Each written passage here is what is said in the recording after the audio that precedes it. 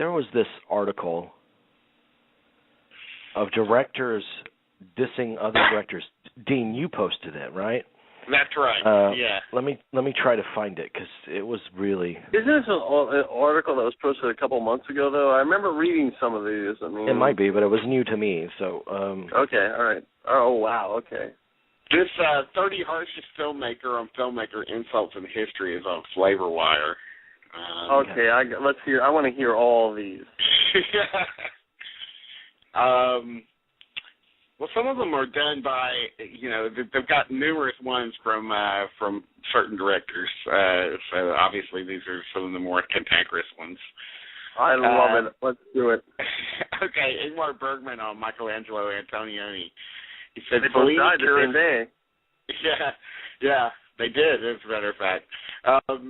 Fellini, Kurosawa, and Buñuel moved in the same field as Tarkovsky. Antonioni was on his way but expired, suffocated by his own tediousness. Wow. Ingmar Bergman on Orson Welles. For me, he's just a hoax. It's empty. It's not interesting. It's dead. Susan Cain, which I have a copy of, is all the critics' darling, always at the top of every poll taken, but I think it's total bore. Above all, the performances are worthless. The amount of respect that the movie got is absolutely unbelievable. And finally, Ingmar Bergman and Jean-Luc Godard. I've never gotten anything out of his movies. They have felt constructed, faux intellectual, and completely dead. Cinematography is uninteresting and infinitely boring. Godard is a fucking bore. He made his films for the critics. One of the movies, Masculine and Feminine, was shot here in Sweden. It was mind-numbingly boring as well. Then you've got Orson Welles on Jean-Luc Godard. His gifts as a director are enormous. I just can't take him very seriously as a thinker, and that's where we seem to differ because he does. His message is what he cares about these days, and like most movie messages, it could be written on the head of a pen. And then finally, Werner Herzog takes a shot at Godard. Someone like Jean-Luc Godard is, for me, intellectual counterfeit money when compared to a good kung fu film. Wow. Okay, so now we get Tarantino gets slammed. Okay. Oh, he gets slammed by everybody, I think. Yes.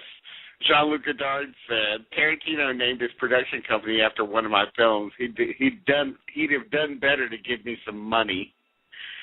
I don't know if that's. I remember that. I remember when he said that. Is that a slam? I'm not really sure. Harmony Korine on Quentin Tarantino. Boy, he doesn't have any place. Yeah. Quentin Tarantino seems to be too concerned with other films. About appropriating other movies like in a blender. I think it's like really funny at times. I'm seeing it, but at the time that I'm seeing it, but then I don't know. There's a void there. Some of the references are flat, just pop culture. I think it's jealousy more than anything else. Yeah. I think that's an accurate description to a certain point. It is an accurate description. Yeah. Remember, you can take that as a positive thing, too, because that's exactly Peter Rainer's review, I think, of Kill Bill Volume 2 in New York Magazine when it came out. That's the exact same thing. I think he used the word blender. I love Harmony Korine, and he wears his influences on his sleeve, Tarantino. Yeah, you'd be hard-pressed to find a filmmaker that doesn't have an influence that informs what they do. And it's how the world works. But I was thinking about Harmony Korine while watching The Bling Ring of all movies this weekend. I think a double feature of The Bling Ring and Spring Breakers is in my near future. That's gotta. No, it's in my near future. I think we need to do like a 20-hour show devoted to both movies because I like The Bling Ring and I like Spring Breakers, don't get me wrong. But they actually have the same problem with Man of Steel. It gets old after a while. We talk about the fight sequences in the second half of Man of Steel. Well, watching the Disney princesses, in their excesses and everything, and watching the teenagers, not teenagers, I should say, young adults steal, in the bling ring, it gets old after a while. But there's a double feature that is waiting for me. And if someone wants to buy me the Blu-rays, I'll give you my address in a private message. But I'm sorry. I didn't mean to interrupt. Here's some more insults. Here's another director that I'm not too crazy about, Nick Broomfield. He's the documentary filmmaker who made Kurt and Courtney and Biggie and Tupac and a few other movies. Nick Broomfield on Quentin Tarantino. He says, it's like watching a schoolboy's fantasy of violence and sex, which normally Quentin Tarantino would be wanking alone to in his bedroom while his mother is making baked beans downstairs. Can I say something about Nick Broomfield? I've seen all of Nick. Okay. Yeah. Well, hold on. He says only this time he's got Harvey Weinstein behind him, and it's on 1 million screens. So that's it. But yes, Nick Broomfield. I know. I like Heidi Fleiss, Hollywood Madam, but anyone who makes a movie, Kurt and Courtney, and then implicates the singer from The Mentors in an assassination plot on Kurt Cobain deserves all the ridicule in the world for the rest of their life. I'm sorry. I mean, he's always been an embarrassing filmmaker to me because he always feels like he's showing up at people's door without he has the camera rolling and the sound rolling, and everything, and he just takes the camera up to somebody's door just flat, and knocks on the door and just ambushes them or whatever. He reminds me. And then all you get is them like shooing him away or whatever, So he reminds me of someone at the reject table in Animal House. You remember where they go to the reject table all the time? And making fun of the person next to them at the right. I'm sorry. That's all he reminds me of. I'm sorry. Yeah, I don't know. I like the Eileen Wuornos documentary that he did. Yeah. That was good. And then also he did a movie a long time ago with another director called Soldier Girls that was pretty good too. Yeah, that's right. But yeah, when he gets into talking about celebrities and so forth, it gets, I don't know. It's like he's not prepared or something. He just goes out and does it or whatever, and he's not prepared at all. And the movie is, talk about masturbatory. I mean, his movies are very masturbatory, if you ask me. Spike Lee on Quentin Tarantino, of course, they've had it. Oh my God, here we go.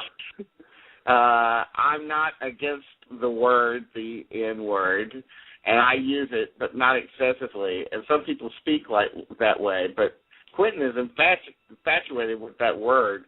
What does he want to be made, an honorary black man? Actually, I think Quentin Tarantino does want to be an honorary black man. I think that's a given. That's a given after Django. That's a given. Yeah, I mean, Spike Lee's been a lot more insulting of Tarantino. That quote is not actually an insult. It's pretty much the truth about Tarantino. He is infatuated. He'd be the first to agree with that, I think. But my favorite quote there, Dean, if you can go to the quote that we all know and love from Clint Eastwood to Spike Lee. Oh, yeah. Nice and short. It's a guy like him should shut his face.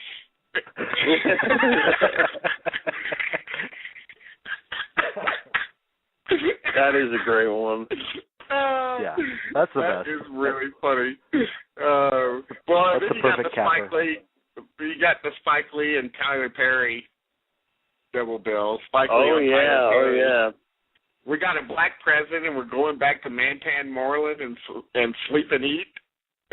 Yeah, I remember that. And then Tyler Perry says, Spike Lee could go straight to hell. You can print that. Spike needs to shut the hell up. But Tyler Perry is terrible, let's face it. Yeah. But yeah, you're right. The Clint Eastwood one is the best. They've got a couple of here on Vincent Gallo. Vincent Gallo goes on a rampage. Hates everybody. At the end of let's hear the Vincent Gallo. Give us the Vincent Gallo one. Yeah, he goes on a rampage. First off, on Spike Jones, He's the biggest fraud out there. If you bring him to the party, he's the least interesting person at the party. He's the person who doesn't know anything. He's the person who doesn't say anything funny, interesting, intelligent. He's a pig piece of shit. Wow. Okay. Okay. That's one of the harshest. That's harsh. That's harsh, man. All of these by Vincent Gallo are very harsh. Well, Vincent I wouldn't expect anything less, but yeah. Vincent Gallo, Martin Scorsese. I wouldn't work for Martin Scorsese for $10 million. He hasn't made a good film in 25 years. I would never work with an egomaniac has-been. Wow, that's wrong. That's just a chock full of wrong, but I mean, wow, okay. He's really banking on the brown bunny. Yeah, Vincent Gallo on Sophia and Francis Ford Coppola, which he worked with Coppola, so this is weird. Yeah, for Tetro. I mean, this is strange. Sophia Coppola likes any guy who has what she wants. If she wants to be a photographer, she'll fuck a photographer. If she wants to be a filmmaker, she'll fuck a filmmaker. She's a parasite, just like her fat pig father was. Oh, God, that's horrible. It is. These are terrible. So Vincent Gallo. Vincent Gallo. His major insult was to Roger Ebert. When he wished him colon cancer. And then Vincent Gallo was on the Howard Stern show, and Roger Ebert called in. And then Vincent Gallo made all nice with Roger Ebert because he was confronted. Vincent Gallo, this guy that never met a shower, I think that he's a wimp because as soon as any of these people confront him, I don't know when that Coppola quote was made, but maybe it was made before he worked for him for Tetro, and then Coppola comes to him with a job and he makes all nice again, because I've heard him talk glowingly of Coppola as well during that period.